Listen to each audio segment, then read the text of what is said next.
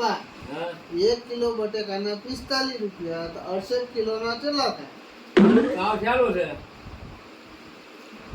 1 kilo બટેકાના 45 રૂપિયા તો 68 કિલોના ના આ 45 રૂપિયા તો ભાવ બહુ પડે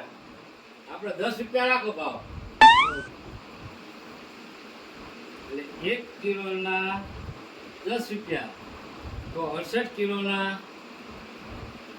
એટલે આટલા બધા બટેકા શું કરવા છે ધાન જમાડવાની છે તો આપણે જરૂર પૂરતા રાખો ત્યારે 2 કિલો રાખો બરાબર તો 1 કિલો બટેકાના 10 રૂપિયા તો 2 કિલોના 20 રૂપિયા થાય તો આ 20 રૂપિયા જવાબ આવે